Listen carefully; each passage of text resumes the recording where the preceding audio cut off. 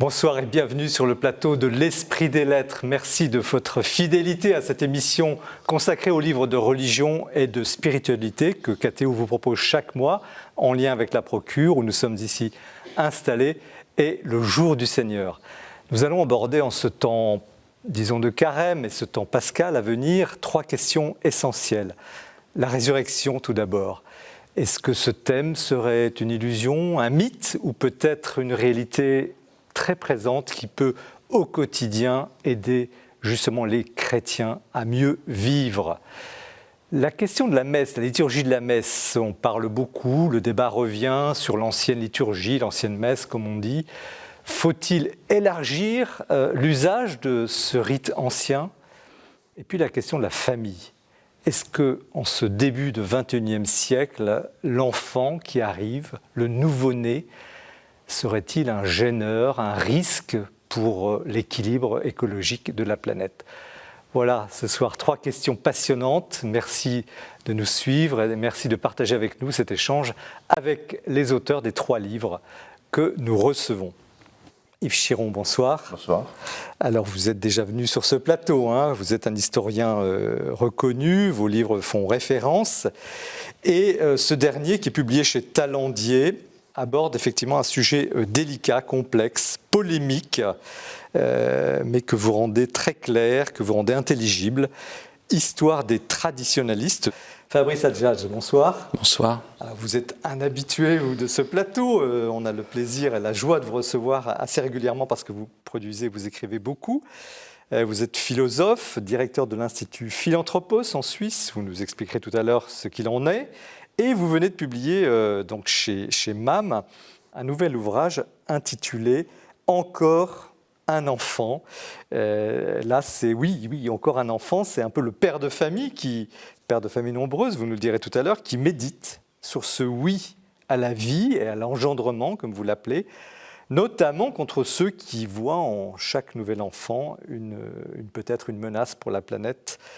Et vous provoquez en quelque sorte cette insouciance antinataliste qui règne. C'est un livre absolument décapant. Denis Moreau, bonsoir. Vous aussi, vous êtes un habitué. Merci d'être là. Vous êtes professeur de philosophie à l'université de Nantes.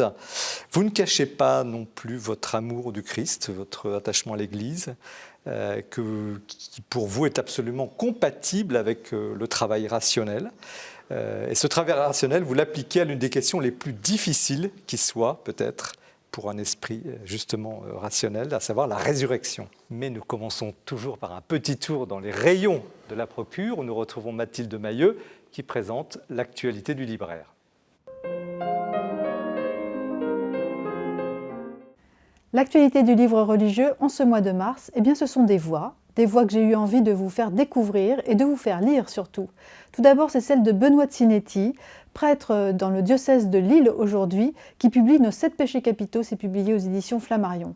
C'est peu de dire que c'est un récit engagé, c'est même un récit extrêmement tonique, virulent même, enfin virulent. Je m'exprime peut-être un peu mal, mais c'est surtout pour vous dire que cet essai, en fait, nous parle de fraternité et de cet urgent besoin de fraternité dans notre société.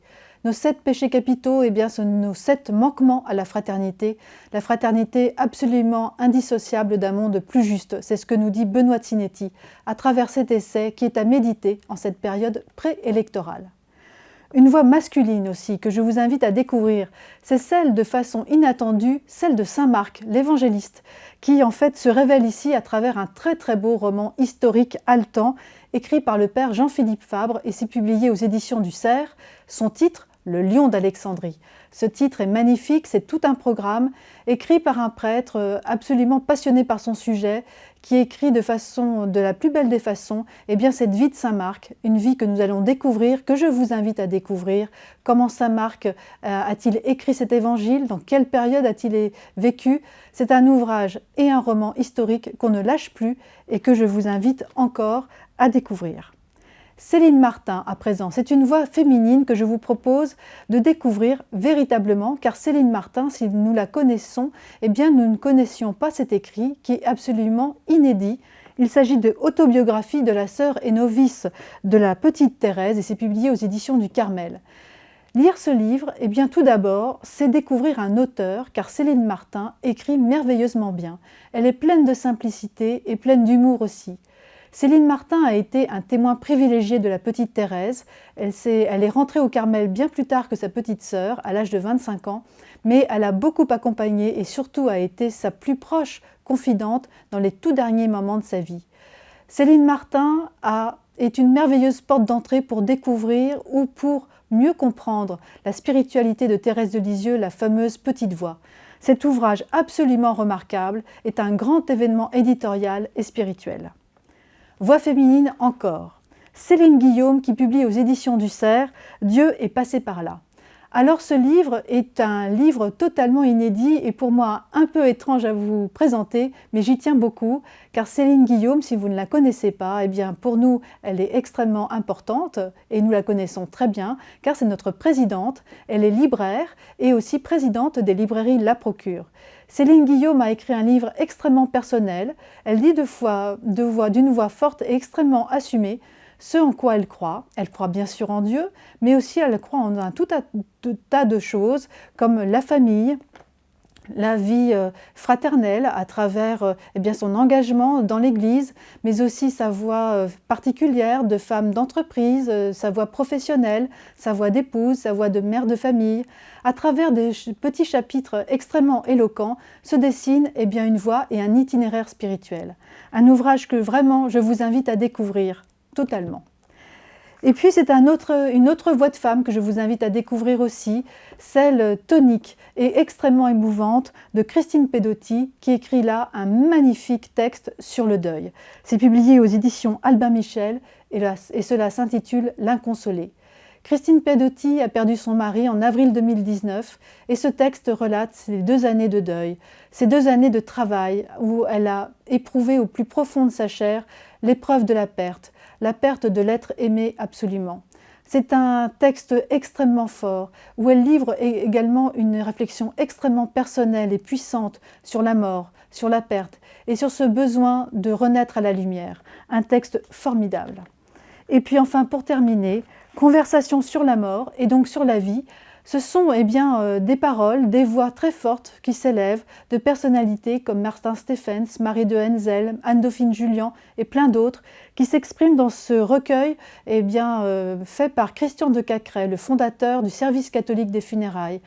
Des voix qui parlent de la mort, de leur rapport à la mort. Un livre éminemment spirituel, mais aussi extrêmement émouvant et fort sur la mort et donc sur la vie.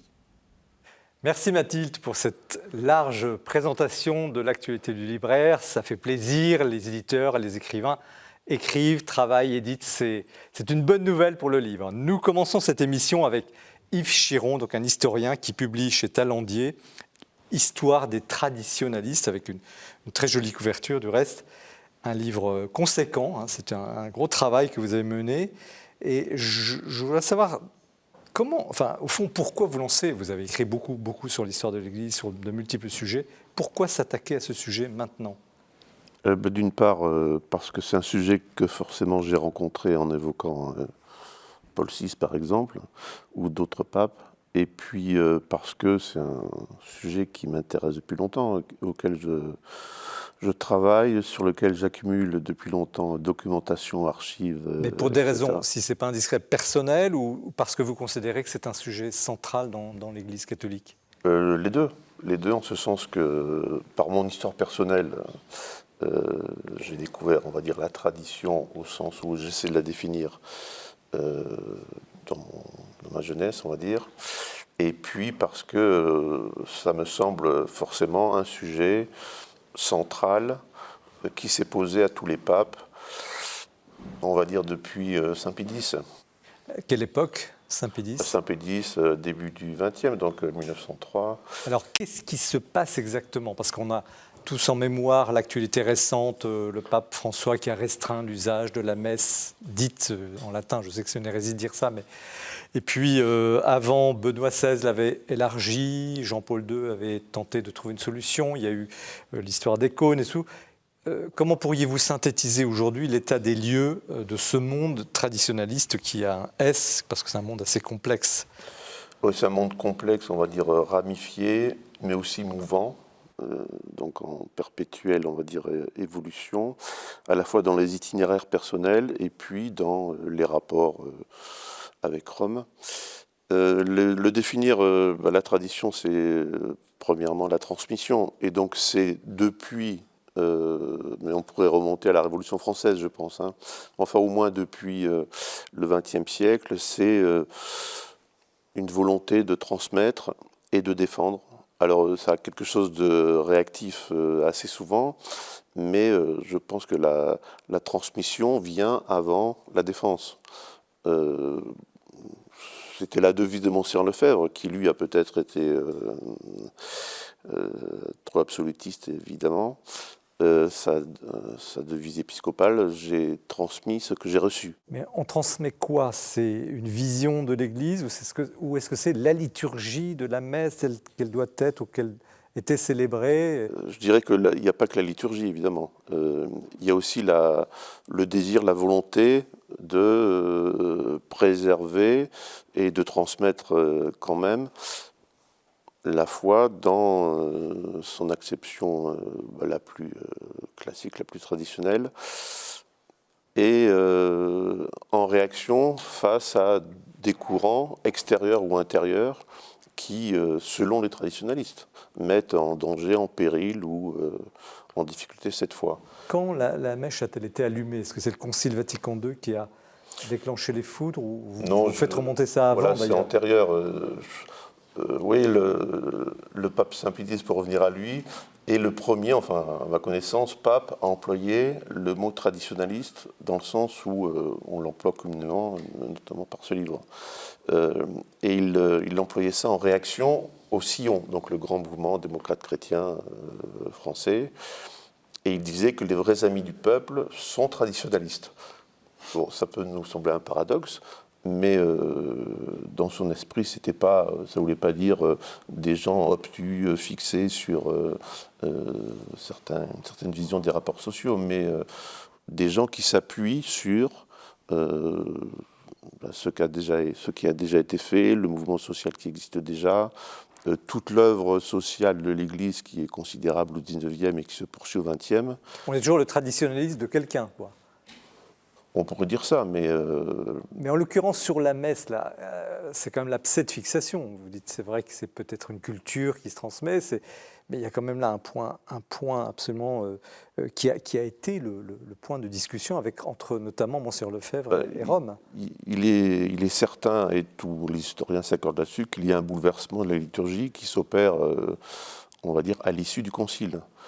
Donc qui est préparé et qui aboutit à ce qu'on appelle entre guillemets la nouvelle messe en 69, et où là on a à la fois dans l'usage de la langue vernaculaire, dans le déroulement du rite lui-même, et même dans la conception bien sûr de ce qu'est la messe, on a un changement que certains n'ont pas accepté ou que d'autres ont accepté de façon critique, parce que les positions, on va dire, ne sont pas fixées au départ et depuis ont pu changer. Donc on dit les traditionnalistes pour employer un terme générique, mais dès 69 ou aujourd'hui encore, on a différentes familles. Oui, ça vous l'expliquez très bien, mais aujourd'hui, ils pèsent combien les traditionnalistes? Si on rentre dans les statistiques,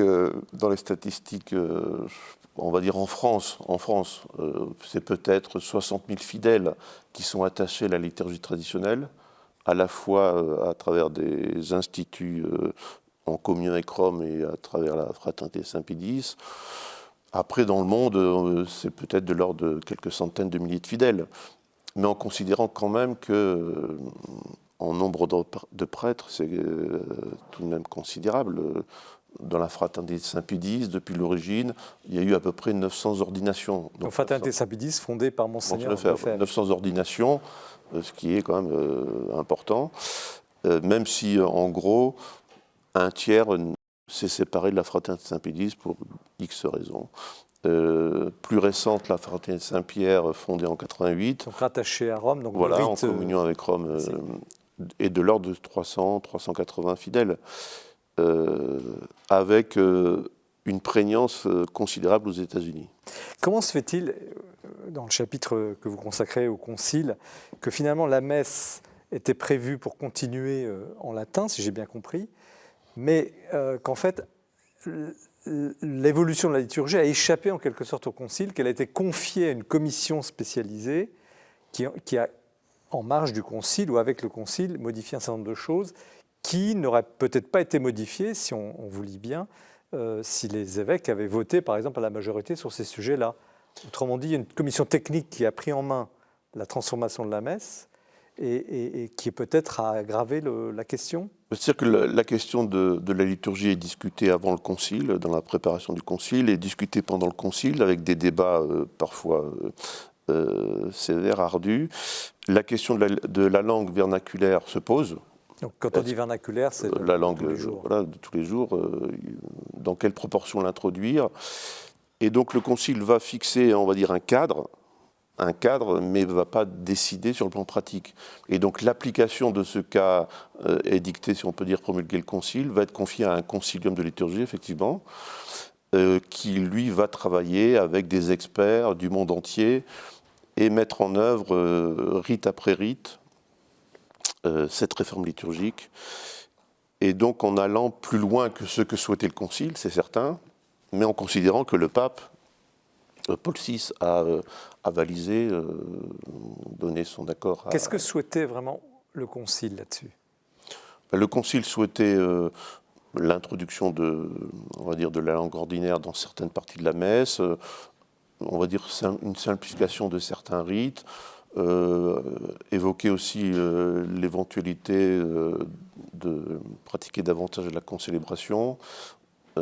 Enfin, voilà, il y avait un cadre qui était fixé. La messe face au peuple ou... Ça, c'est pas dans le concile. C'est pas dans le concile. Non. Et ça, c'est finalement une décision qui est prise après le concile, dans le cadre du concilium, et que le pape, voilà, parce que le projet, l'idée du mouvement liturgique avant le concile et pendant le concile, c'est dit-on, de rapprocher le peuple et la liturgie, faire participer davantage les fidèles à ce qui est célébré.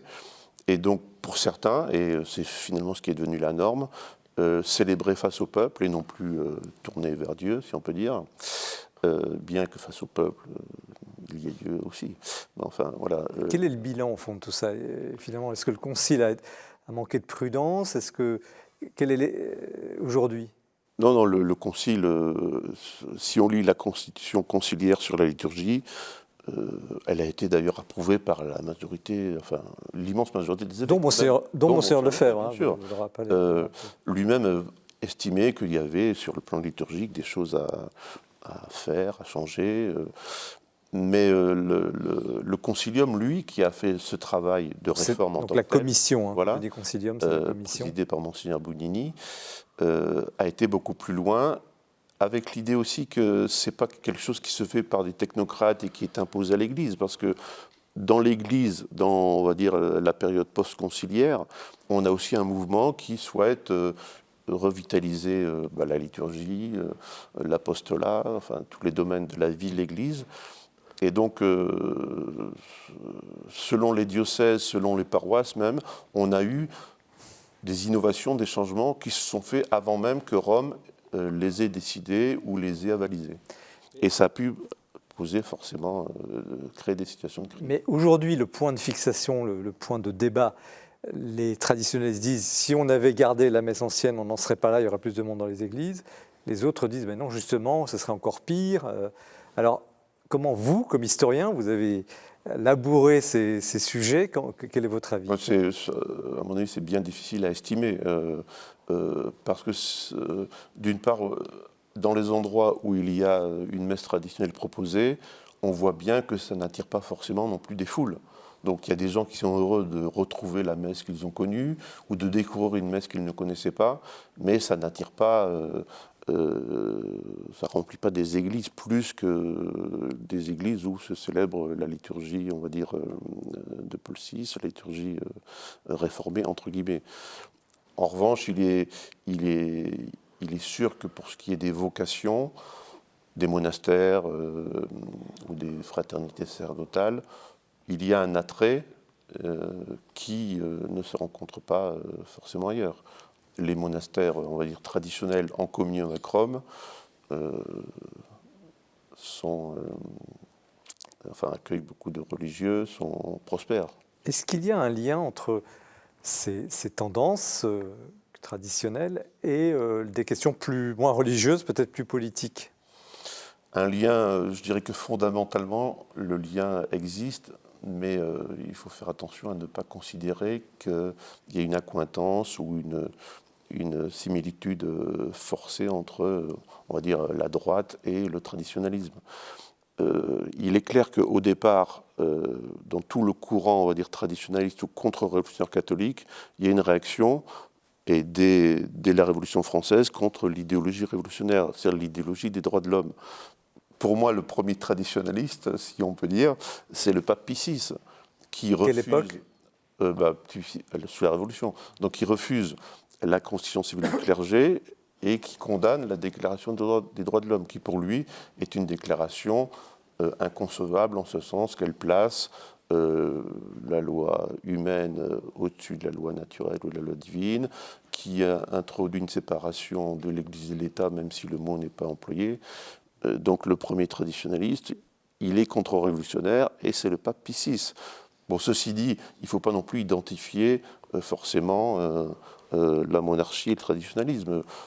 Un traditionnaliste n'est pas forcément monarchiste, hier ou aujourd'hui. Comment se fait-il qu'il y ait autant de phénomènes d'atomisation? Quand on lit le livre, c'est impressionnant, vous décrivez avec la méticulosité de l'historien que tel abbé est parti pour telle raison, a quitté Monseigneur Lefebvre, puis un autre est parti pour telle autre raison.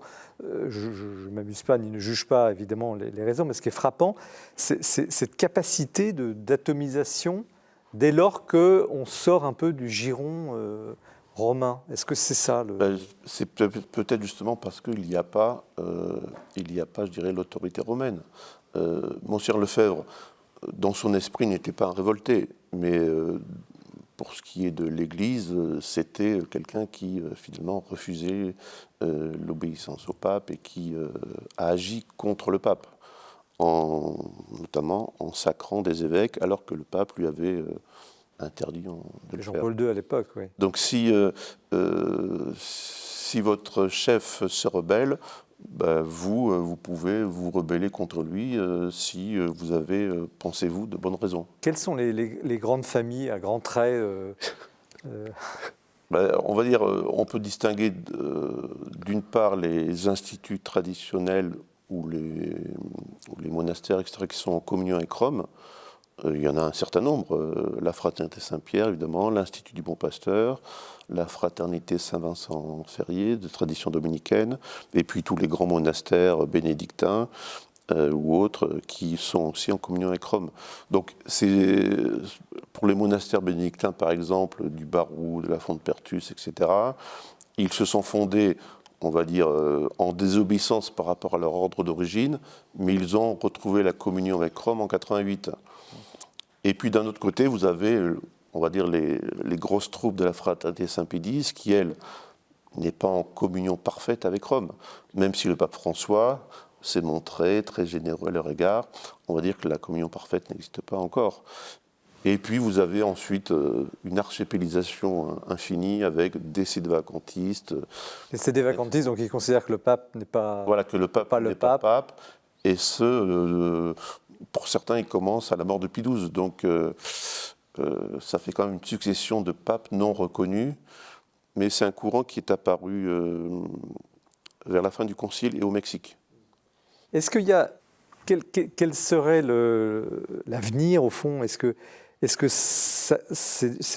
ces courants sont destinés à demeurer finalement relativement marginaux, même s'ils sont importants en nombre de vocations, comme vous l'avez bien souligné? Ou est-ce qu'il y a peut-être, malgré les soubresauts qu'on vient de voir là, ces derniers temps, une unité possible, et peuvent-ils apporter à l'Église de Rome, enfin à l'Église majoritaire, quelque chose? Et si vous voulez, je pense que tous les instituts en communion avec Rome sont en communion avec Rome, donc sont dans l'Église et ont leur place dans l'Église. Et le pape Benoît XVI, en accordant la messe traditionnelle, a qui voulait s'en saisir, je dirais, a fait beaucoup pour rétablir un droit de cité de la messe traditionnelle et des traditionnalistes dans Et l'Église. ça, François ne le met pas en cause. Ben, il l'a remis en cause. C'est un peu compliqué de suivre parfois le pape François, mais par le motu proprio de juillet 2021, il y a quelques mois, il semble annihiler quasiment la grande ouverture qu'avait faite Benoît XVI.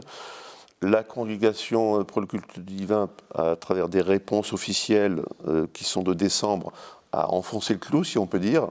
Et puis le pape François, de façon inattendue, en février, autorise à nouveau la fraternité Saint-Pierre à célébrer la messe traditionnelle de façon libre, à user des autres sacrements. Donc revient en quelque sorte sur, on va dire, l'interdiction qu'il avait semblé poser, ou du moins les très sévères limites qu'il semblait avoir posées en juillet. Fabrice Adjadj, comme philosophe, comme un peu théologien quand même, vous savez de quoi vous parlez quand vous parlez d'Église, comment vous percevez à la fois ce livre, ce travail, cette œuvre, et puis le fond de la question? Bon, c'est un bon livre, très documenté, je dirais, comme il y a des dictionnaires amoureux, c'est quand même une histoire amoureuse des traditionalistes. Et cela, d'ailleurs, sans que ce soit péjoratif, mais enfin, on sent qu'il y a une inclination, qu'il y a un amour qui fait aussi qu'il y a une proximité avec le phénomène et qui permet à l'historien de dire des choses, voilà, d'être proche des faits, ça c'est certain. Je dirais plusieurs choses. D'abord, moi j'ai été baptisé en latin, à Solesmes. Ce qu'on appellerait, avec le vocabulaire de Benoît XVI, la forme ordinaire en latin, ou si vous voulez, Saint Paul VI, voilà, la messe de Saint Paul VI. Vous aviez quel âge? J'avais, je ne sais plus, 26 ans, je crois. Et donc, je suis un amoureux du latin. J'ai appris la liturgie en latin, mais dans la forme ordinaire. Bon. Donc, je suis un être post-conciliaire. Et je ne suis pas du tout dans les logiques modernistes, antimodernistes, dont le traditionnalisme est quand même l'héritier, comme vous le montrez très bien. Je pense qu'on est dans une société d'abord postmoderne. Et donc, les problèmes ne sont plus les mêmes. Le progressisme s'est effondré.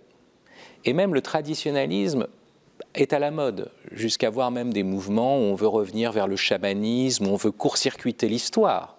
Donc la jeunesse d'aujourd'hui n'est pas vraiment progressiste. Le propre de la postmodernité, c'est que toutes les périodes passées de l'histoire sont comme simultanément présentes et chacun va faire son supermarché. Certains veulent être vikings, d'autres veulent être dans le taoïsme, d'autres dans... Vous voyez, et donc... Voilà, et on sait très bien qu'il y a un traditionnalisme qui vient de René Guénon, où chacun réinvente sa tradition. C'est pour ça que le traditionnalisme se situe, on pourrait dire, dans l'opposition au modernisme au départ, et même, ça c'était la thèse de Jean-Paul II, c'est une forme de modernisme. Parce que quand tout d'un coup un groupe de personnes, face au pape et face à un concile, décide de ce qu'est la tradition, c'est une position moderne. C'est-à-dire, la tradition ne vient plus de l'Église dans sa continuité vivante, mais des personnes décident d'eux. Donc on est dans cette problématique-là, et je pense que cette problématique est datée. La deuxième chose qui, moi, m'intéresse, c'est il y a des phrases qui sont reprises, des devises du type « non nova sed noviter », donc pas de choses nouvelles, mais les mêmes choses de manière nouvelle, on pourrait dire. Et alors la vraie question, c'est qu'est-ce que c'est que la tradition? Il y a un très beau livre de Joseph Pieper, le philosophe allemand qui a beaucoup marqué Benoît XVI, qui s'appelle « Le concept de tradition », où il montre bien que la tradition n'est pas un simple conservatisme. D'abord, quand le Christ arrive, il vient d'une certaine façon... La force du christianisme a été d'aller contre les traditions romaines. Quand il arrive dans la cité romaine, il y a quand même des traditions très anciennes, et on les voit comme des révolutionnaires. Et lui-même dira, enfin, l'Apocalypse, je fais toutes choses nouvelles. Donc, il y a une tradition chrétienne, à l'évidence, et elle est fondamentale. Mais en même temps, ça n'est pas une tradition à penser selon le mode du paganisme, qui est celle d'un conservatisme. Parce que c'est à la fois du passé, c'est vrai qu'on prolonge, on est des fils, et en même temps, c'est l'éternel. Et l'éternel, c'est aussi présent et actuel. Ce qui fait événement dans le monde. Dieu qui agit encore aujourd'hui. Denis Moreau, comment vous recevez-vous plus comme philosophe moi, peut-être. J'ai beaucoup aimé ce livre. On le voit, vous l'avez lu avec beaucoup d'attention. Quand on m'a dit « t'es invité à l'Esprit des Lettres », j'étais super content. Après, on m'a dit « il faut que tu lises 600 pages sur les tradis ». Alors là j'ai commencé à grogner. Mais elle se lise très bien. J'ai eu tort de grogner, ça se lit comme un roman. Absolument... Alors, je dis ça se lit comme un roman parce que je suis un peu extérieur à ce monde-là. Je pense qu'il y a beaucoup de gens pour qui ce que vous racontez, c'était aussi des épisodes douloureux, tristes, compliqués de leur vie. Des familles divisées. Voilà. Et donc, moi, j'ai pas fondamentalement de problème avec ces gens-là. Il y a un principe qui est cité dans le livre de Fabrice Adjadj. Là, c'est « Il y a de nombreuses demeures dans la maison du Père ». Donc, j'ai pas de difficulté fondamentale avec l'idée qu'il y a une demeure pour le courant traditionnaliste dans l'Église.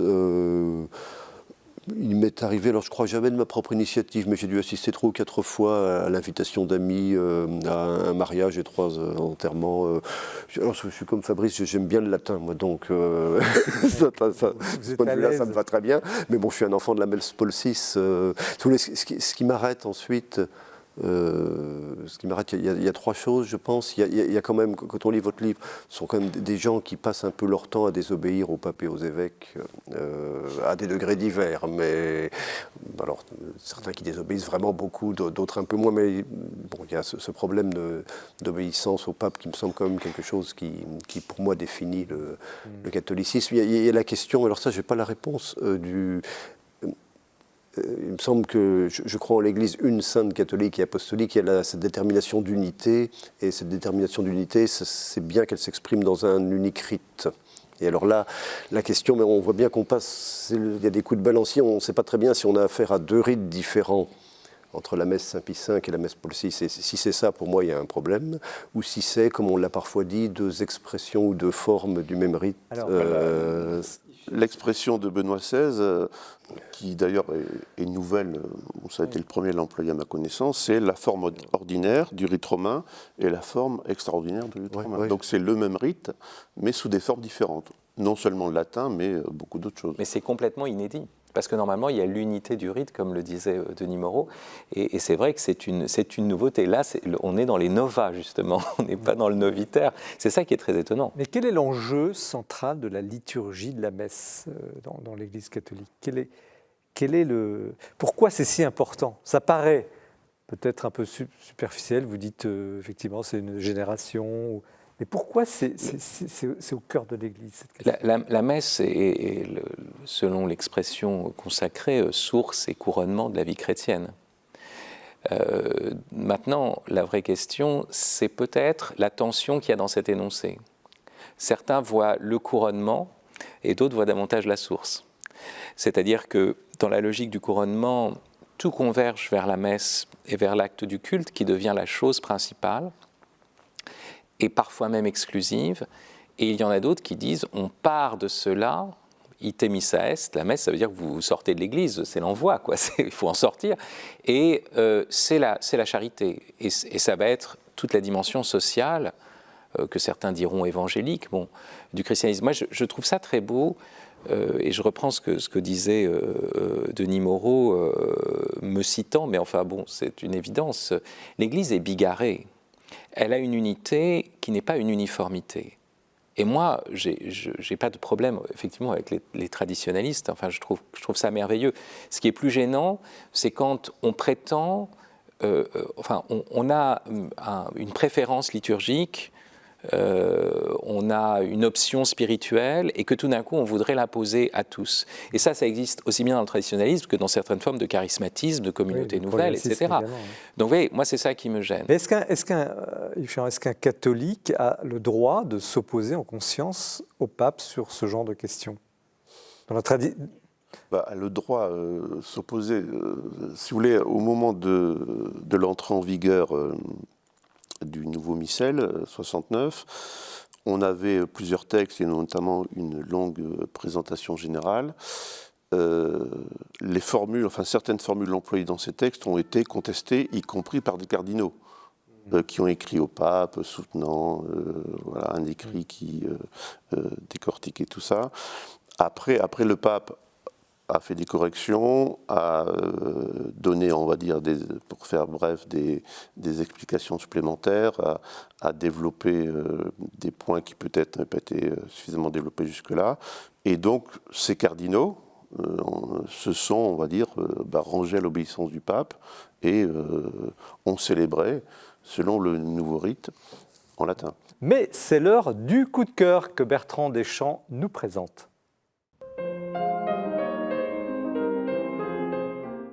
Eh bien, alors que s'approchent à grands pas les jours de la Passion et de la Résurrection, je voudrais vous faire partager un coup de cœur qui vous accompagnera durant ces jours.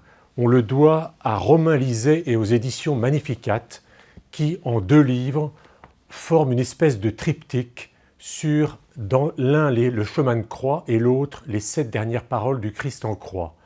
Alors, l'un est paru l'année dernière, l'autre vient de paraître, mais en fait, il faut les prendre dans l'autre sens et commencer par ce chemin de croix qui est fait à partir de méditation et d'un texte de Don André Louf, qu'il avait écrit à la demande de Jean-Paul II pour le chemin de croix au Colisée en 2003. L'intérêt aussi est bien sûr l'accompagnement iconographique à travers tous les plus beaux tableaux que l'on connaît ou que l'on ignore.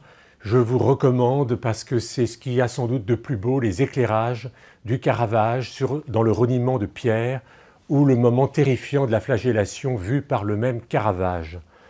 L'autre livre, ce sont les 7 dernières paroles du Christ en croix, avec également un texte de méditation que l'on doit au cardinal Journet et qui est, c'est important de le dire, accompagné par un CD du fameux morceau de Joseph Haydn, les 7 dernières paroles du Christ en croix.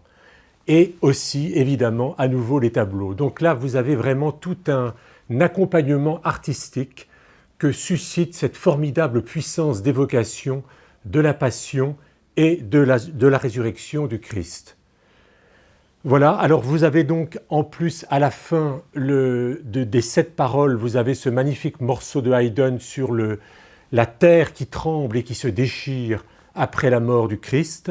Et puis j'ai envie de dire, moi, de terminer par ce qui serait une 8e parole du Christ en croix, ce que nous ressentons lorsque, pendant l'Évangile, nous arrivons à la mort du Christ. C'est un moment très long, très intense de silence. Eh bien, c'est sur ce silence que je termine cette chronique et vous souhaite un peu en avance une sainte fête de Pâques.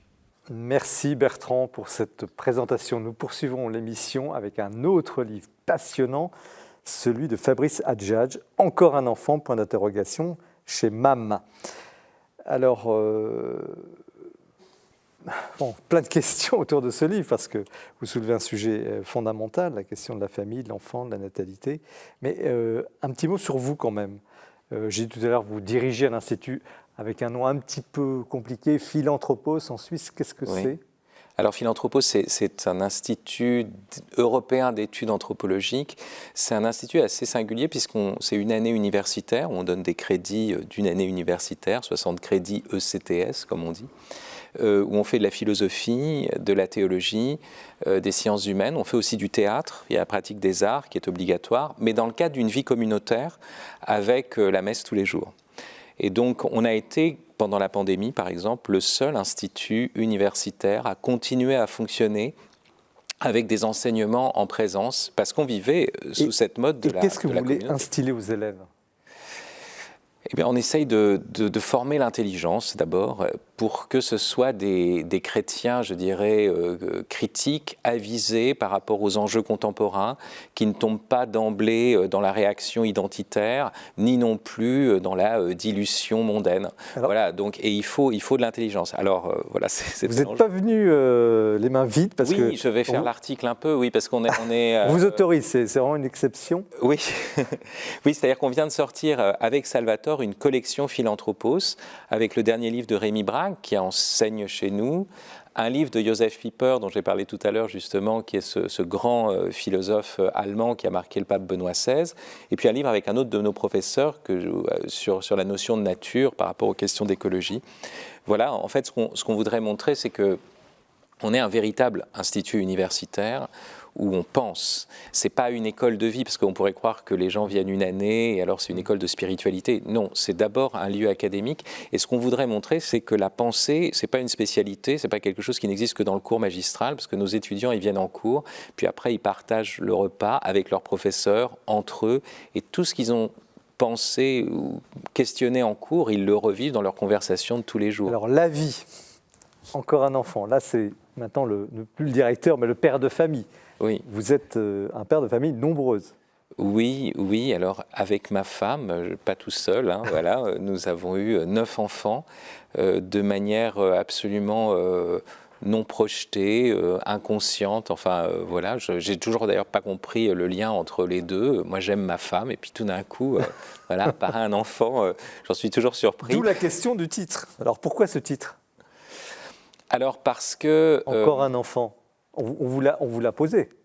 On me l'a posé, oui, bien sûr. Avec un point d'exclamation, j'imagine. J'ai même eu des débats avec des personnes qui m'ont jeté l'anathème. Ce qui est très intéressant, c'est que ces personnes-là prennent la rhétorique justement ecclésiastique pour me dire que j'étais complètement irresponsable d'avoir 9 enfants, que c'était pas bien pour la planète, que je contribuais au suicide de la planète. À quoi je répondais d'une part que c'était pas ma faute si la planète était suicidaire, que justement au contraire j'étais peut-être du côté de la vie et de ce qu'il y avait de plus naturel. Donc je vois mal comment ce serait s'opposer à la nature. C'est ce que m'ont appris les bêtes, si j'ose dire. Et puis d'autre part, oui, enfin je suis toujours surpris en fait. Mon livre est pas pose un point d'interrogation parce que c'est pas un livre programmatique. Il se trouve que avec ma femme, parce que c'est toujours l'histoire d'un homme et d'une femme, hein, on a 9 enfants. La Sainte Famille n'en avait qu'un seul, et il y a des gens très bien qui n'ont pas d'enfants. Donc ce que je ne veux pas en fait, c'est une trop grande idéologisation de ce qui est quand même l'aventure de l'amour et de la vie. C'est ça l'objet principal du livre. Ah oui. Ce qui est l'objet principal du livre, c'est de dire que la vie est une aventure et qu'elle est de toute façon un drame. Vous pouvez annoncer qu'il ne faut plus avoir d'enfants, voilà, bon, ce qui va se passer, et on le sait aujourd'hui, par exemple, l'Europe est dans une position de suicide démographique. Alors, on ne va peut-être pas suicider la planète, mais comme le disait Jean Bourgeois-Pichel, de l'Institut national d'études démographiques dans les années 80, il disait que si on avait des taux de natalité qui étaient ceux de la RFA de l'époque, donc finalement en dessous de 2, hein, puisque c'est 2,1 le taux de fécondité en fait qui permet la reproduction d'une société, eh bien il y aurait une extinction des populations européennes en 2250. Donc ça c'est un fait, j'y peux rien. Maintenant, c'est sûr que je ne suis pas non plus l'apôtre de politique nataliste, puisque, je dis, c'est une question toujours personnelle et une aventure. Maintenant, c'est sûr qu'il y a souvent un contexte social qui peut être celui de l'espérance ou d'un désespoir larvé. Mais le message quand même fondamental, c'est de dire, comme vous dites un peu avec beaucoup de jeux de mots qui caractérisent votre écriture, après coup, on se rend compte que l'enfant est une merveille, et que même s'il y a du drame, c'est aussi une grâce, et que c'est quand même un message que vous communiquez aux jeunes pour dire, au fond, n'ayez pas peur, sans être un nataliste forcené. Oui, enfin bon, c'est un livre en 2 parties. Il y a une première partie qui est une réponse, on pourrait dire, au travers malthusien, c'est-à-dire de dire il ne faut pas faire d'enfants parce que les ressources, parce que bon...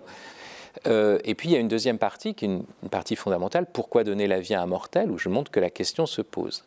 Et au fond, derrière ça, il y a une question anthropologique fondamentale que je pose, c'est de dire comment se fait-il que cette chose qui est si facile pour les animaux, pour les autres animaux que l'homme, c'est-à-dire engendrer un petit, un semblable, pour nous ça soit si difficile.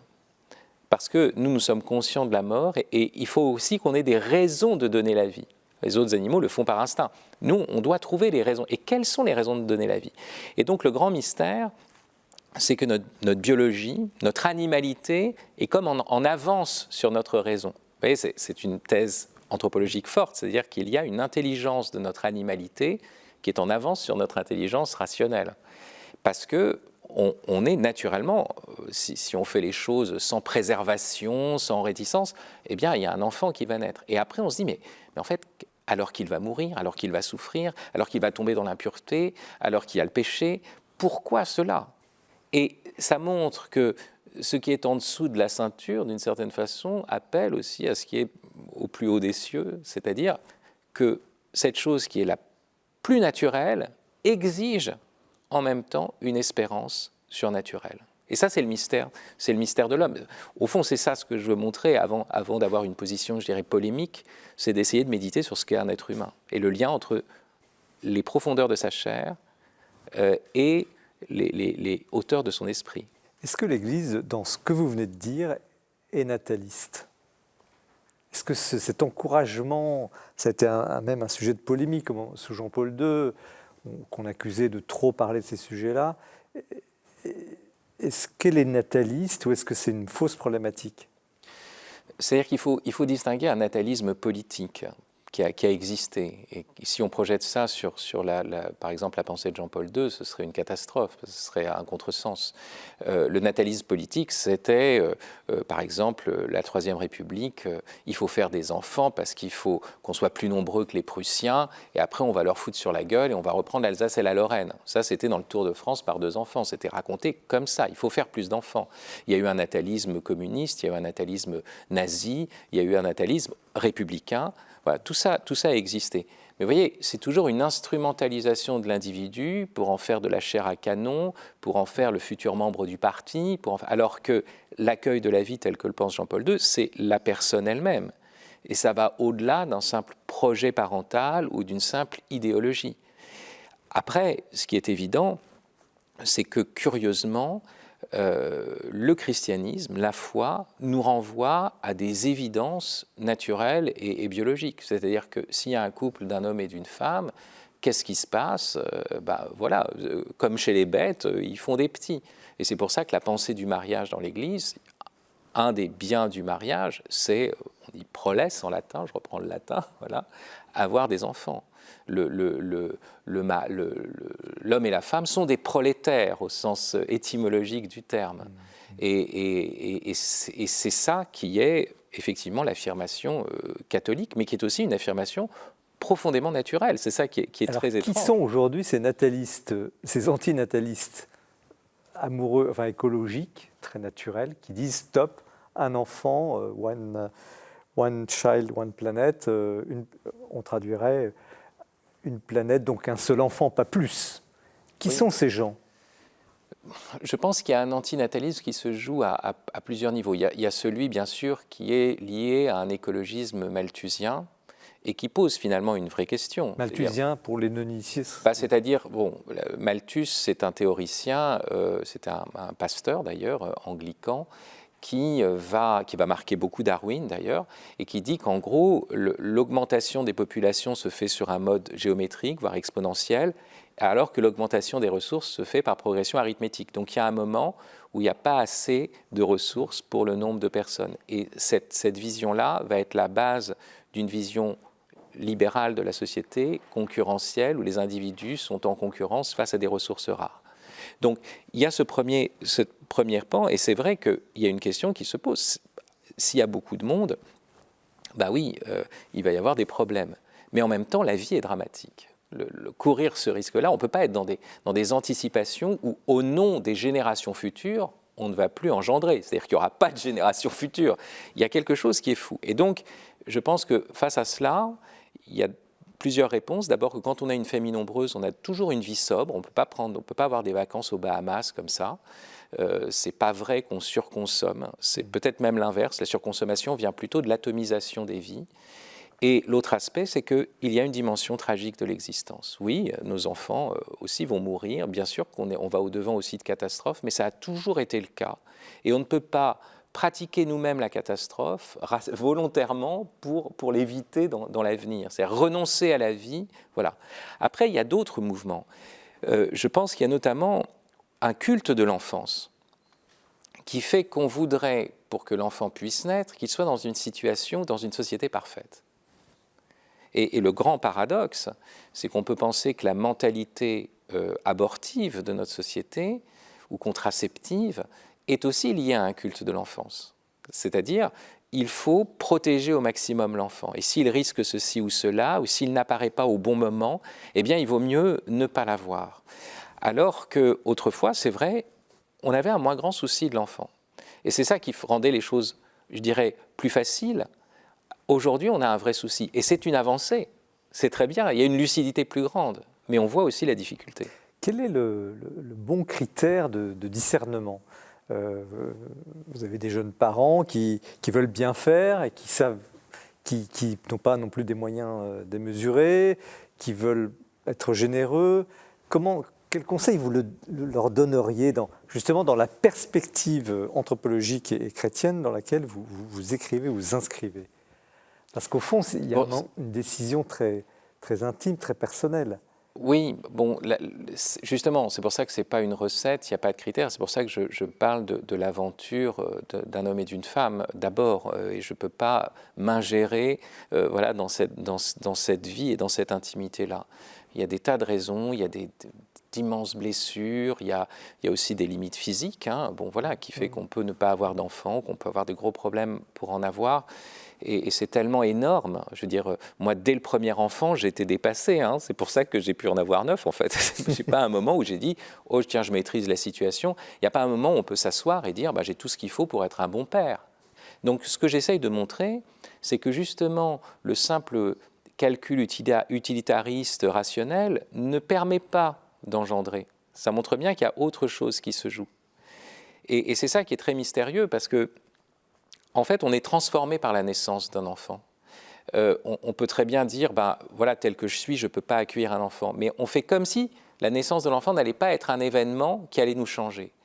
Moi, je suis resté un adolescent, je suis encore un peu d'ailleurs, mais mentalement, jusqu'au moment où j'ai eu mon enfant en face de moi. Et c'est lui qui m'a donné ma paternité. Je n'étais pas d'abord père ou en situation d'être père, puis après, je me suis dit, tiens, je peux avoir un enfant. Donc, quand on dit à une jeune fille, mais tu vois, tu es trop irresponsable, il vaut mieux que tu avortes, mais c'est faire comme si il n'y avait pas d'événement de la naissance. Or, moi, je pense que, justement, une des grandes affirmations de l'Église, c'est une affirmation qui est simplement phénoménologique. C'est-à-dire que l'apparition d'un enfant, ce n'est pas l'apparition d'un nouvel objet ou d'un nouvel être dans le monde tel qu'il est. Pour les parents, c'est une révolution, un renouvellement complet de leur vision du monde. Et c'est pour ça que les anticipations sont très difficiles à avoir, dans un sens comme dans l'autre. Parce qu'il y a aussi l'autre aspect, le monde catho, tout sourire, la famille chrétienne, vous voyez, sur papier glacé. Et puis tout d'un coup, on découvre que c'est dur. Que c'est beaucoup plus dur que ce qu'on vous disait. Parce qu'on est entré dans le psychologisme, dans le positivisme, vous voyez, la pensée positive, si vous voulez, à la catho. Non, oui, c'est toujours de l'inanticipable. Mais c'est la vie. La joie et l'angoisse deviennent plus grandes en même temps, montent en même temps, mais c'est ça qui est la vie. Merci pour ce témoignage, parce que ce livre, il est très touchant, parce que ce n'est pas seulement un philosophe derrière son bureau qui écrit, c'est quelqu'un justement qui témoigne à travers les idées justement de ce que vous venez de dire magnifiquement. Je ne vais pas répéter. Je suis souvent dérangé d'ailleurs derrière mon bureau par mes enfants. Donc je peux être simplement derrière mon bureau. Oui, parce que c'est une prouesse d'écrire dans ces conditions. Alors, bravo. Denis Moreau, comment vous recevez cet ouvrage? Alors là, c'est le philosophe que je l'ai bien reçu. Je n'ai modestement engendré que 4 enfants. Voilà, donc j'avais peur de me prendre une leçon de morale, en fait. Et ça n'a pas du tout été le cas. Donc non, justement. Que j'ai beaucoup apprécié dans ce livre. Il y a beaucoup de liberté dans ce livre. Ce n'est pas un livre qui fait de la morale et qui explique aux gens comment il faudrait se conduire. Donc j'ai apprécié deux choses, notamment ce que vous venez de rappeler, cette espèce de grande coupure métaphysique du premier enfant. Vous dites là, quand vous dites j'ai été débordé dès le premier, après c'était voilà, effectivement il y a un chamboulement existentiel considérable. Moi, si je devais désigner le jour où ma vie a été coupée en deux, je pense que ça serait le jour de la naissance de mon premier enfant, quand je suis devenu père. Voilà, il y a eu un avant, il y a eu un après. Je pense que même mon mariage n'a pas eu le même côté coupure radicale, donc ça. Et puis, parce que vous posez la question aux philosophes et vous montrez bien que en fait, la question, c'est celle du choix de l'être ou du non-être. Et c'est un choix qui est devenu compliqué. Vous avez une formule à un moment, vous dites aimer vivre c'est facile. Enfin, vous citez Rémi Braque disant aimer vivre c'est facile. En tout cas, il suffit d'une certaine inertie une fois qu'on vit. Ce qui est beaucoup plus difficile, c'est d'aimer la vie. Et aimer la vie à ce point qu'on choisit de la donner. Et c'est un bel acte de confiance. Alors, moi, je constate avec un peu d'inquiétude, mais je les comprends aussi. Je suis au contact, de par mon métier d'universitaire, de jeunes gens qui ont entre 18 et 25 ans. Il m'est arrivé d'en parler avec eux, et la plupart d'entre eux, alors bon, peut-être ils sont un peu spéciaux, ce sont des étudiants en philosophie, etc., mais ils ne veulent pas d'enfants. C'est un phénomène nouveau. Oui, c'est un phénomène dont je vois la montée en puissance depuis quelques années. Alors c'est effectivement démographiquement très inquiétant, mais après quand on discute avec eux, c'est tout à fait réfléchi et argumenté. Ils ont peur du monde qui vient, ils considèrent que ça serait irresponsable de mettre au jour des enfants dans un monde dont ils estiment la fin proche. Donc c'est une forme, on pourrait dire, de nihilisme qui est là. Et avec laquelle je ne suis pas d'accord, mais que je comprends. Un mot là-dessus, puis on donnera la parole à Yves Chiron, sur ce nihilisme fondamental, rapidement. La coupure, moi, à chaque fois que j'ai eu un enfant, ça a été un renouvellement. Moi, ma 9e, Abigail, elle me tient en vie, elle me donne des joies inouïes. Donc, je veux dire, elle a 1 an et demi, et voilà. Et à chaque fois, mon cœur est encore plus, plus aimant, plus ouvert, et à chaque fois je me dis, mais d'où viennent ces ressources? C'est les enfants qui nous les donnent, avant qu'on les ait. Alors, sur ce nihilisme froid, vous savez, on botte en touche dans beaucoup de questionnements politiques aujourd'hui. On parle du problème de l'immigration, mais en fait, le problème, c'est la dénatalité du monde européen, qui est dramatique. Et la question, c'est quoi? C'est de dire, oui, alors peut-être qu'il y a une conscience de ce que c'est que donner la vie, un souci de l'enfant, comme je vous disais. L'argument, c'est de dire, regardez, le monde est au bord de la fin. Mais vous savez, depuis le début, le monde est au bord de la fin. Et d'ailleurs, la première affirmation chrétienne, c'est de savoir qu'on donne la vie alors qu'on sait que le monde va finir. Ce que ne pensaient pas les païens. Ils pensaient que le monde était cyclique et que, justement, on était dans un ordre qui était celui des cycles de la nature. Donc, il y a quelque chose où il faut se souvenir que c'est une espérance, c'est une espérance théologale, c'est une espérance surnaturelle qui nous fait accomplir la chose la plus animale. Pour moi, c'est ça le mystère anthropologique majeur. Voilà, et c'est pour ça que ça revient, mais c'est une naïveté. Et puis c'est une ingratitude, parce que, je veux dire, moi j'ai reçu la vie dans ce monde difficile, et tout d'un coup, je décide de ne plus la transmettre. C'est curieux. Yves Chiron, alors, comme historien, et puis aussi comme chrétien, historien, j'ai été très amusé et intéressé évidemment par les pages sur les Malthusiens, etc. Mais le livre déjà, j'ai beaucoup apprécié ce livre. Il est très drôle. Enfin, votre humour est quand même assez dévastateur.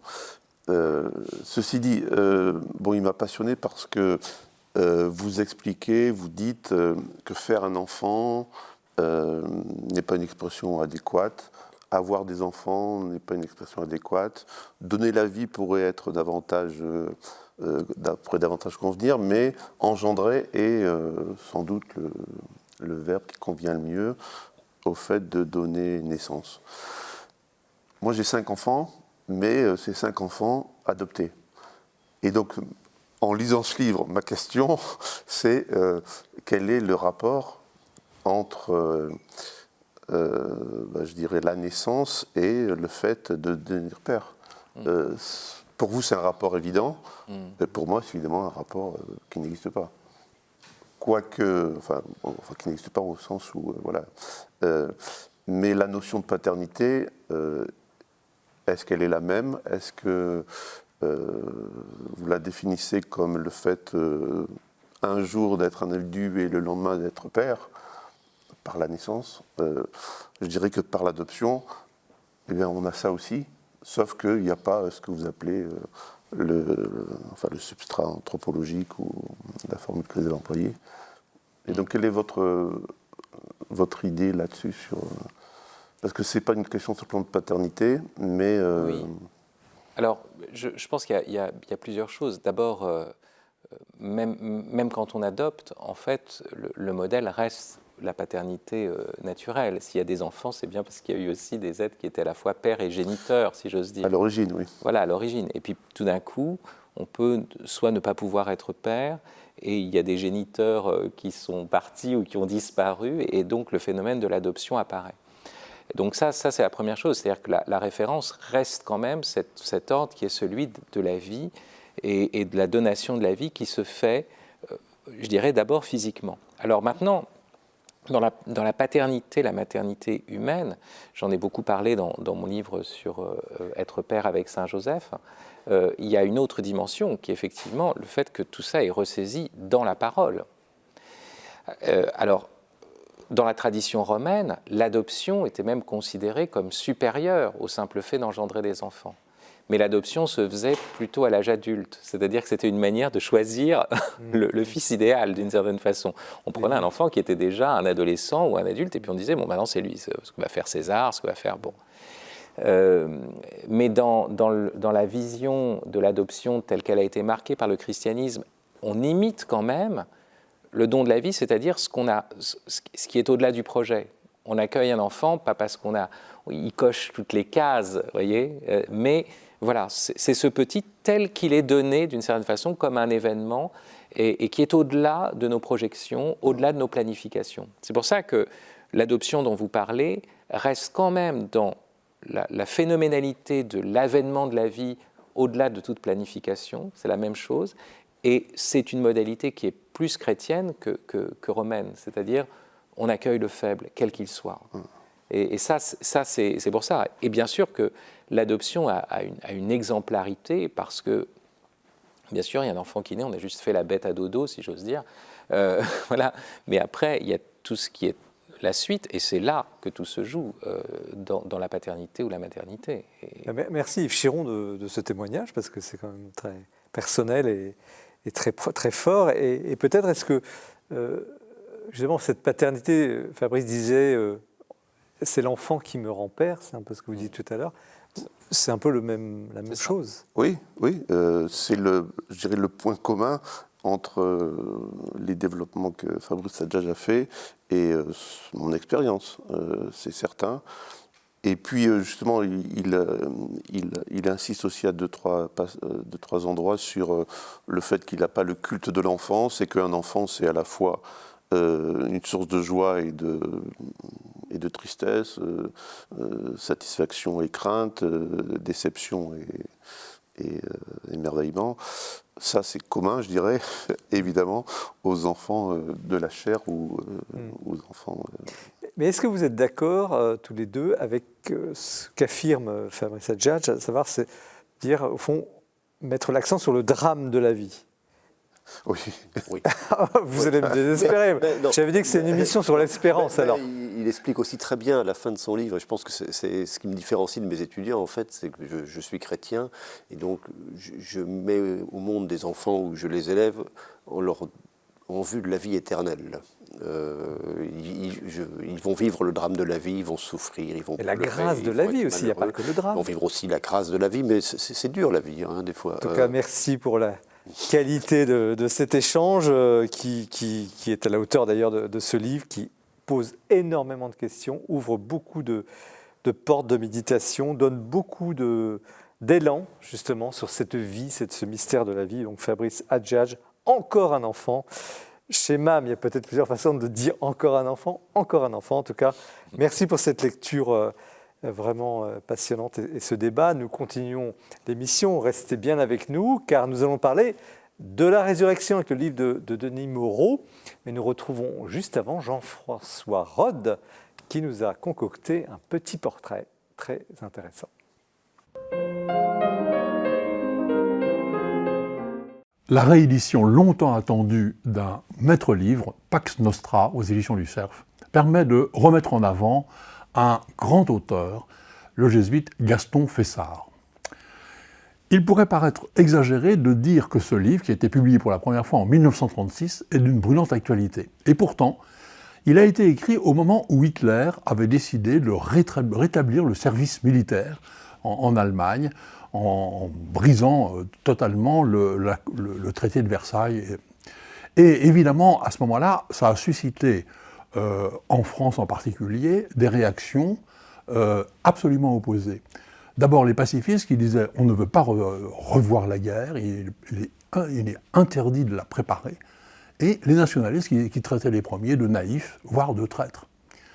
Et devant cette opposition exacerbée, donc, Gaston Fessard propose de faire un examen de conscience internationale pour trouver la bonne attitude.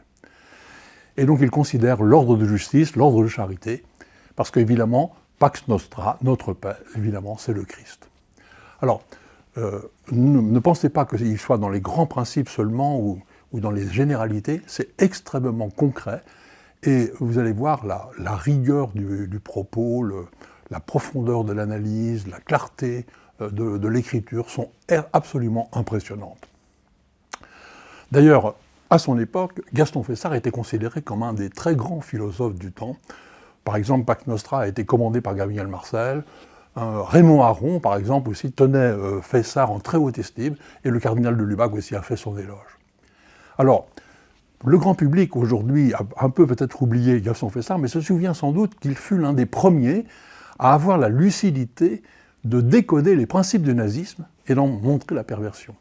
Dans le premier cahier du témoignage chrétien clandestin, France, prends garde de perdre ton âme.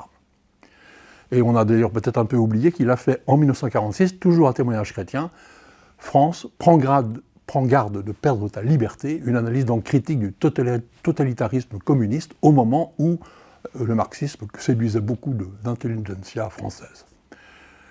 Si vous voulez un autre grand livre de Gaston Fessard, prenez Autorité et bien commun au fondement de la société, une œuvre majeure aussi, qui d'ailleurs est présentée par le père Frédéric Louzeau du Collège des Bernardins, qui est certainement en France aujourd'hui le meilleur connaisseur de Fessard et qui travaille à le faire connaître. Je signale son magnifique travail, L'anthropologie sociale du père Gaston Fessard, publié aux Presses universitaires de France. Je signale aussi de Michel Aumont, Ignace de Loyola et Gaston Fessard, parce que, en fait, une des grandes œuvres de Gaston Fessard, la dialectique des exercices spirituels, n'est plus disponible. Et je termine par Michel Salle, Gaston Fessard, 1897-1978, Jeunesse d'une pensée, aux éditions Lessius.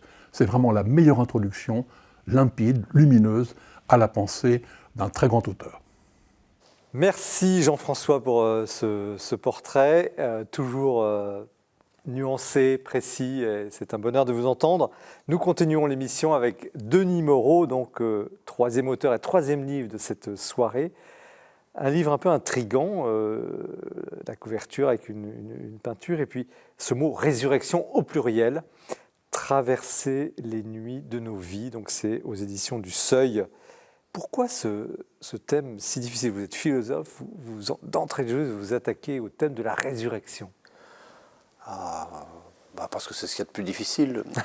Si c'était pas si extraordinaire, on n'en parlerait pas. Si la vie de Jésus s'était terminée par sa mort en croix, je ne sais pas si on en parlerait encore aujourd'hui. Mais c'est de l'ordre de l'impensable. Ressurgir de la mort, enfin, philosophiquement, j'imagine, pour un professionnel de la raison, comment soutenir, comment réfléchir sur le sujet? C'est d'ailleurs le début de votre ouvrage. Oui, je n'ai pas d'argument nouveau et décisif à vous donner en faveur de l'absolue vérité de la résurrection. Donc si les gens attendent ça en lisant mon livre, ils seront déçus. Je pense que... Alors il faut faire attention, on ne croit pas l'incroyable. Par définition, l'incroyable, ça ne peut pas être cru. On ne croit pas des choses absurdes non plus. Vous voyez, si je vais vous donner une proposition absurde, je ne sais pas, Jean-Marie Guénois est Dieu Tout-Puissant, c'est absurde, vous n'allez pas me dire « Ah bah oui, d'accord, j'y crois ». Vous voyez, donc c'est pas comme ça qu'on marche dans nos têtes. On croit des choses crédibles. Et donc il y a des arguments en faveur de la crédibilité de la résurrection de Jésus. Il y a le fait du tombeau vide, le témoignage des premiers disciples. Si ça intéresse... Vous l'expliquez tout de même au début de l'ouvrage. Oui, alors ça veut dire que vous répondez à des questions qui se posent. Parce que je pense que c'est important, face à une croyance, justement, et pour les croyances chrétiennes en général, d'insister sur le fait qu'elles doivent être d'une façon ou d'une autre justifiées. Justifier, ça ne veut pas dire démontrer. Quand on démontre, on quitte le domaine de la foi, on passe à celui de la science. Et bon, je n'ai pas de démonstration catégorique de la vérité de la... Alors pourquoi vous avez ajouté un S à résurrection? Alors j'ai ajouté un S à résurrection parce que je me suis intéressé en fait dans ce livre à ce qu'on pourrait appeler les échos dans nos vies de la grande résurrection qui est celle de Jésus, donc la façon dont nous pouvons nous aussi, alors si on lit, c'est quelque chose que j'ai découvert assez récemment en fait, si on lit nos Bibles en français, on voit que ce qui est traduit par ressuscité sont deux mots grecs qui sont des mots, alors on peut supposer que si les gens qu'on rédiger les évangiles ont choisi deux mots différents, c'est pour mettre un sens un peu différent. C'est aussi intéressant de noter qu'ils ont choisi de ne pas créer un néologisme. On aurait pu penser que pour un événement à ce point étonnant, on crée un nouveau mot. Donc ces deux mots, c'est le verbe anistanai qui veut dire littéralement se relever, et geiren qui veut dire littéralement se réveiller. Voilà. Et donc, alors, il y a la grande résurrection. La chute absolue de Jésus, il est mort, il se relève, et puis il est tombé dans une forme de sommeil absolu qui est celui de la mort, et il s'en réveille. Mais il me semble que quand on a la foi dans cette grande résurrection, ça veut dire aussi que, a fortiori, cette foi donne une espèce d'équipement métaphysique et de force, on peut dire, pour se relever des chutes que nous connaissons. Vous savez, quand dans la vie on dit bah, « là je suis à terre, quoi, je suis tombé, c'est fini », la foi en la résurrection de Jésus peut t'aider. Alors je ne dis surtout pas que c'est facile, automatique. Si la foi chrétienne fournissait la recette miracle pour vivre heureux et échapper à toutes les catastrophes qui nous frappent dans la vie, je pense que tout le monde se convertirait sur le champ, et on voit bien que ce n'est pas ce qui se passe. Mais voilà, on en revient à la question du tragique de la vie. La vie, c'est dur parfois, et pour affronter les coups de chien et les tempêtes que l'existence nous réserve, c'est, je crois, plutôt pas mal d'être doté d'un équipement métaphysique un peu solide. Et cet équipement métaphysique-là, vous le traduisez dans la deuxième partie du livre avec des exemples concret, deuil, alors je séparation. prends 4 exemples, le deuil, la dépression, le pardon alors reçu et accordé, et les crises conjugales. Alors cette deuxième partie du livre, elle est à dessein conçue pour être un peu mystérieuse. Ce sont des récits à la première personne du singulier, donc c'est un je ça a une dimension de témoignage qui donne un effet de réel à ces textes. Après, et qui montre justement ces résurrections. Et qui montre ces résurrections en train de s'opérer dans des situations concrètes. Après, voilà, est-ce que ce sont des choses... Enfin, il y a un jeu qui parle, est-ce que ce sont des choses qui me sont réellement arrivées? Je ne vous pose pas la question, parce que d'ailleurs vous répondez et vous dites pourquoi vous n'y répondez pas. Voilà, on va dire que c'est de l'autofiction théologique, si on veut créer un genre littéraire. Mais est-ce que... qu'est-ce qui vous a décidé à écrire, réfléchir sur ce thème-là, témoigner quand même d'une certaine manière de la puissance de la résurrection, qui n'est pas une fois un jour il y a 2000 ans, mais qui est peut-être aussi chaque jour dans des petites morts et des petites résurrections. Est-ce qu'il y a eu un élément déclencheur? Est-ce que vous voulez quel est votre message au fond? À qui parlez-vous? Il y a eu, à nouveau, on ne va pas rentrer dans la dimension biographique, mais on peut dire que depuis une dizaine d'années, comme disent les jeunes, j'ai pris cher, existentiellement parlant, donc peut-être une conscience plus aiguë du tragique de l'existence qui m'a donné envie de réfléchir là-dessus. Il y a eu la lettre d'un lecteur d'un de mes précédents livres, pour lequel vous avez eu la gentillesse de m'inviter, Comment peut-on être catholique, qui m'avait écrit en me disant « c'est vraiment très bien votre affaire, mais vous ne prenez pas assez en considération la dimension tragique de la vie ». Donc je me suis dit, voilà des raisons convergentes. Qu'est-ce que vous avez découvert dans ce travail de recherche? Parce que c'est évidemment... Quand je dis intellectuel, ça ne veut pas dire inaccessible, le livre est très facile à lire, mais de méditation profonde. Et vous venez de témoigner peut-être de passages difficiles dans votre propre vie. Qu'avez-vous découvert à la faveur de cette œuvre de rédaction, d'écriture, où vous intégrez beaucoup d'éléments pour essayer de dire quelque chose à votre lecteur? Vous-même, en réfléchissant sur ces sujets-là, qu'est-ce que vous avez touché du doigt? Je dirais la puissance de la foi. La puissance de la foi. Alors, en fait, c'est quelque chose de très banal.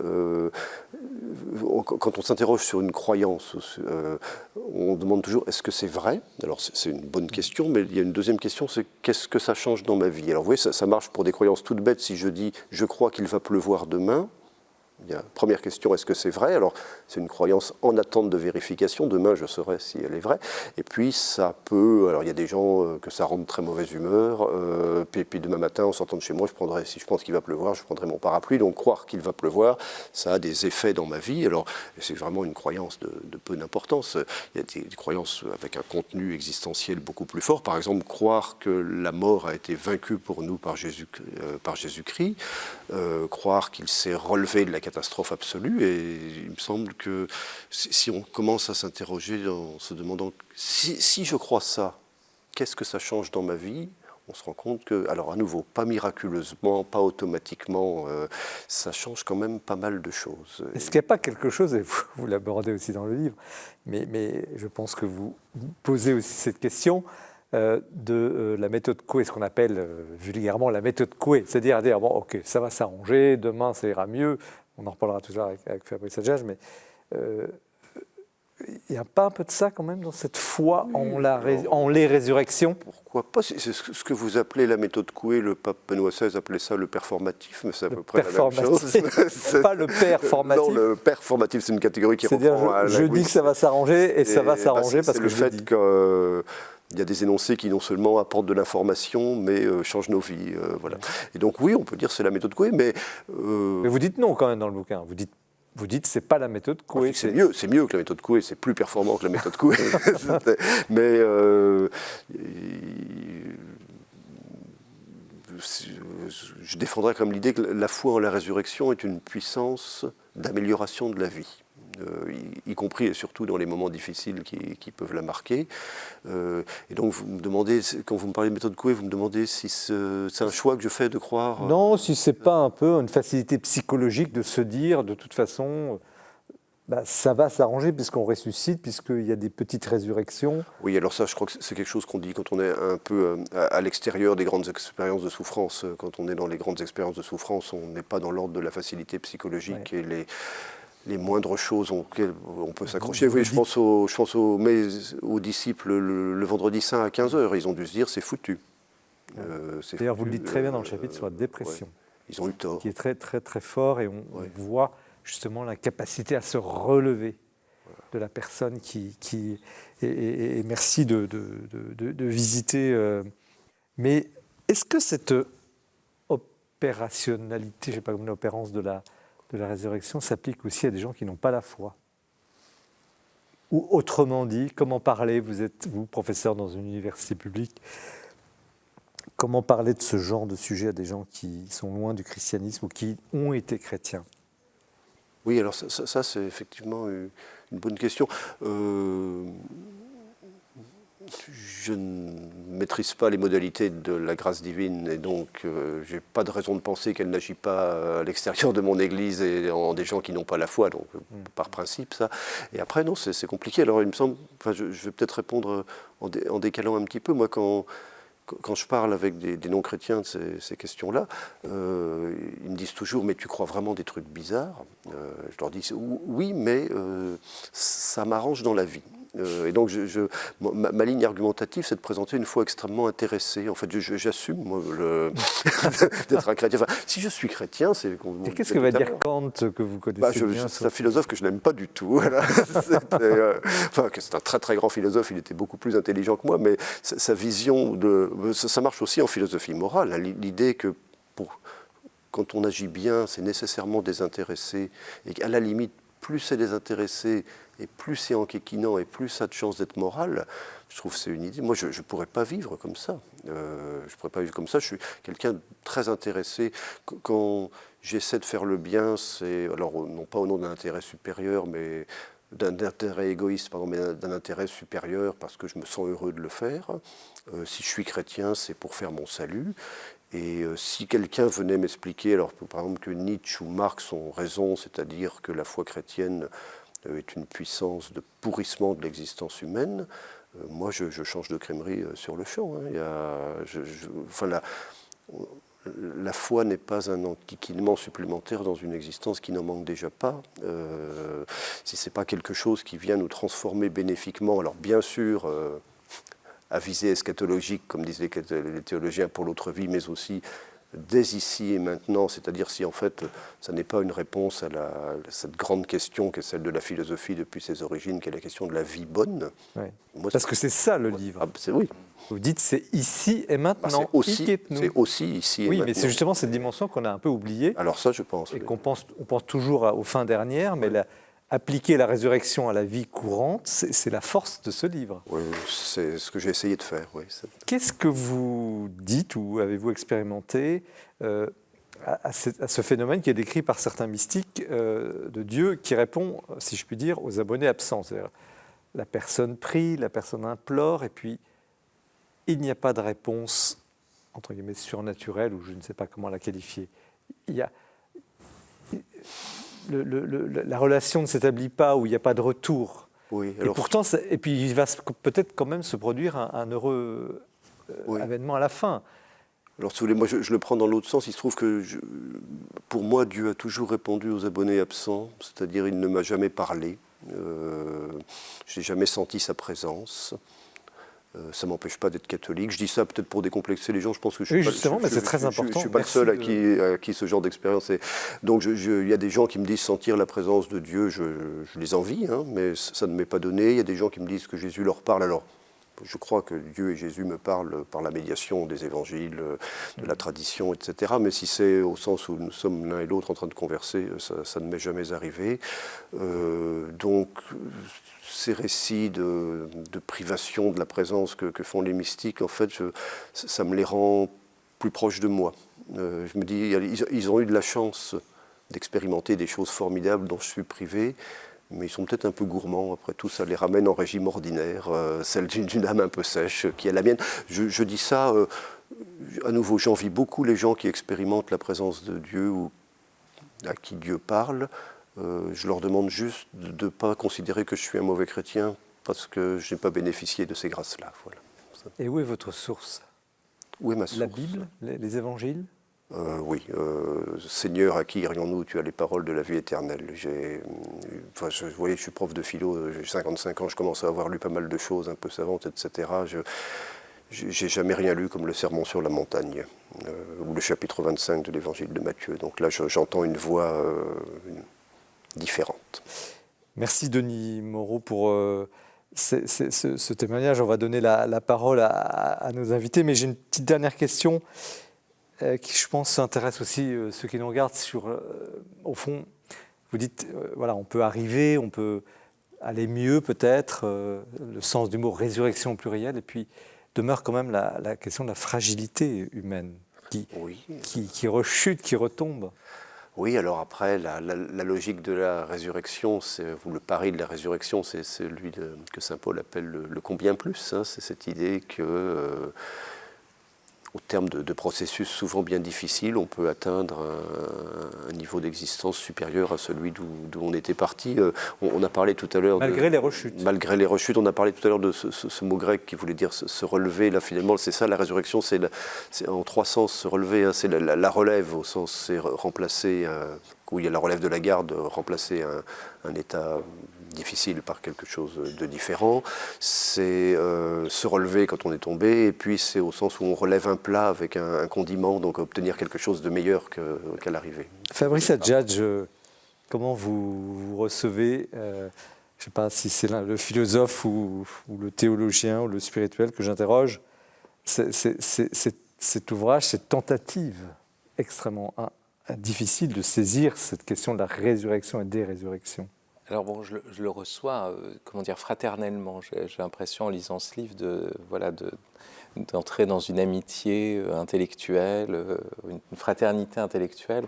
Alors je vais essayer de dire pourquoi. D'abord, Denis est moins pragmatique qu'il n'en a l'air, parce qu'il a dit, bon, on croit et puis ça nous fait du bien et s'intéresser. La question de la vérité est quand même profonde dans son livre. Il parle des résurrections, c'est-à-dire que ce qui se passe au Triduum pascal, donc la mort et la résurrection, c'est quelque chose qui vient informer toute notre vie.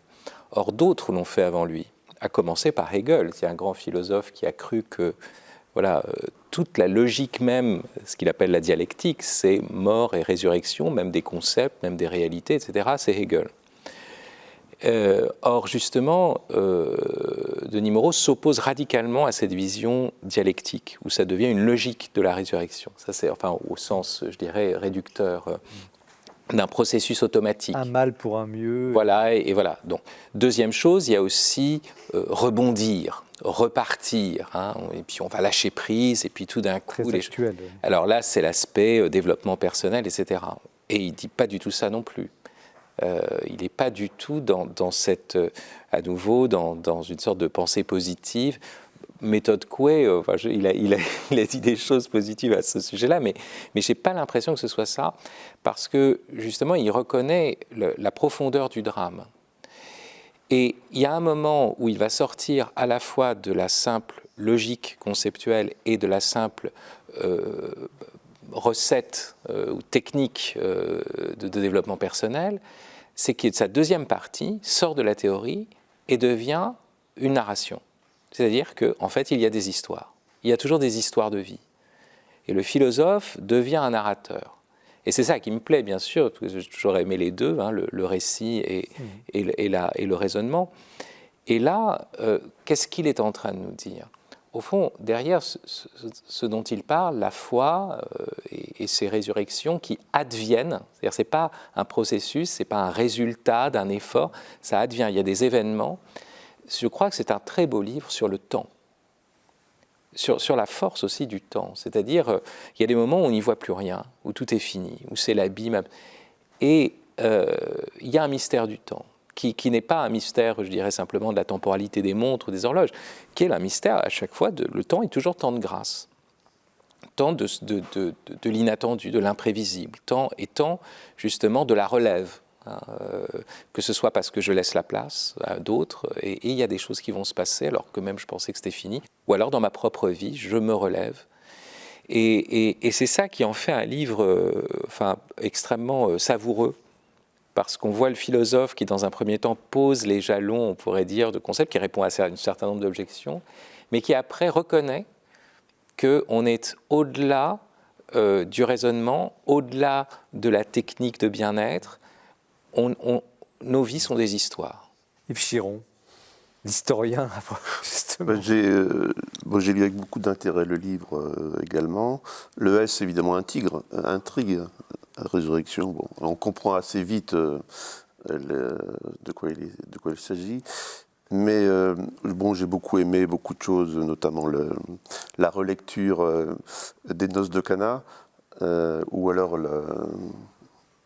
la mise en parallèle entre l'état dépressif et ce que les psaumes peuvent nous apprendre ou nous aider à guérir.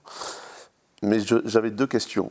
Premièrement, sur la résurrection, vous insistez en disant qu'il n'y a pas finalement de preuve historique ou scientifique de la résurrection, en vous référant notamment à Xavier Léon Dufour, jésuite, qui a été très controversé en son temps, auquel un autre jésuite a répondu, etc.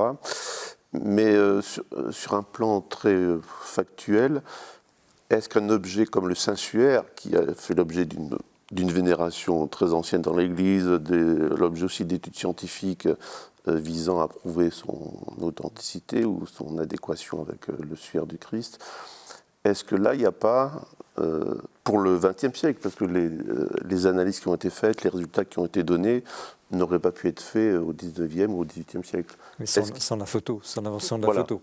Voilà. Est-ce que là, il n'y a pas un élément qui peut interroger aussi le philosophe ? Alors, pour moi, non. Le Saint-Suaire, je crois que nous savons l'un comme l'autre que c'est controversé dans un sens comme dans l'autre. Les arguments s'échangent et on ne peut pas dire que ça a été définitivement tranché. Donc moi, jusqu'à plus ample informé, j'y vois une très belle icône de la résurrection. C'est quelque chose qui me nourrit spirituellement, etc. Je ne dirais pas que c'est une preuve. Là, je pense que c'est allé trop loin. Mais j'avais une question à poser. Alors allez-y, je vous laisse une minute. Enfin, très rapidement, justement sur la résurrection et le fait que c'est quelque chose qui est inattendu. Par rapport aux guérisons qu'on peut qualifier de miraculeuses, puisque l'Église en reconnaît certaines pour béatifier, canoniser, ou en reconnaît certaines à Lourdes, est-ce qu'il n'y a pas un rapport entre la résurrection ou plutôt les guérisons comme anticipation partielle et provisoire, mais anticipation de la résurrection. Donc la résurrection qui n'est pas simplement un avenir mais un présent, est-ce que pour les fidèles, les croyants, à travers ces miracles que l'Église reconnaît. Tout à fait.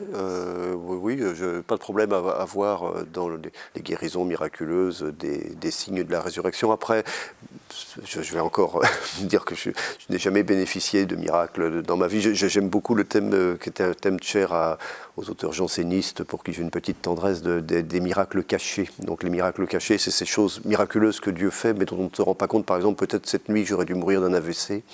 Il y a eu un miracle, ce qui me permet d'être ce soir avec vous, mais je m'en suis pas rendu compte, et je m'en rendrai compte peut-être ébloui lorsque me sera révélée la vérité de ma vie. Mais j'ai une petite tendresse pour les miracles discrets. Merci. Terminons cette émission, si vous voulez bien, par une question, un mot, et auquel je vous demande de répondre en peut-être le plus brièvement possible, dans l'esprit pascal, puisque nous approchons de Pâques. Quelle est votre espérance? Qui commence? En cette année 2022, précisément. Et ce sera le dernier mot de l'émission. Mon espérance, c'est l'espérance de tout chrétien, c'est-à-dire cheminer vers la vie éternelle. Alors, je peux dire la même chose, mais pour ne pas répéter, je vais dire quelque chose de plus terre-à-terre. Je voudrais que les jeunes aillent mieux. Voilà. Fabrice Adjadj, vous aurez le mot de la fin. Oui, c'est difficile. Mon espérance, c'est d'apprendre à aimer mes ennemis, voilà, et à croire et à me diriger vers ce monde ressuscité où les plaies que nous avons reçues, et même celles qu'on a causées, en fait, deviennent lumineuses. C'est ça, le retournement du drame. Et c'est là où il y a aussi un combat, parce que dans ce que vous disiez, il y avait une opposition entre grâce et combat, mais non, la grâce aussi, être sauvé par grâce, c'est aussi ce qui vient briser notre orgueil. On a toujours ce combat-là, de reconnaître notre misère, et on est tous un peu à niveau, vous voyez, et c'est ça qui va être le principe de la communion. Merci à tous les trois. On a passé une émission, et à vous aussi, vraiment très touchante. Ça arrive, mais là c'est arrivé, avec des témoignages forts de chacun des auteurs, qui nous conduisent à méditer, peut-être plus à prier pour ceux qui ont la foi. Merci Denis Moreau. Donc Résurrection au pluriel, traverser les nuits de nos vies. On a bien vu ce que cela veut dire aux éditions du Seuil. Merci Fabrice Adjadj. Encore un enfant, point d'interrogation, chez MAM. Merci Yves Chiron. Histoire des traditionalistes, chez Talandier. 3 livres de Carême et des livres Pascal. Merci de nous avoir suivis. Vous retrouvez l'émission sur les sites, évidemment, de KTO, du Jour du Seigneur et de la Procure. Je vous souhaite de très belles fêtes de Pâques. Nous nous retrouvons dans un mois. Merci de votre fidélité. Très bonne soirée.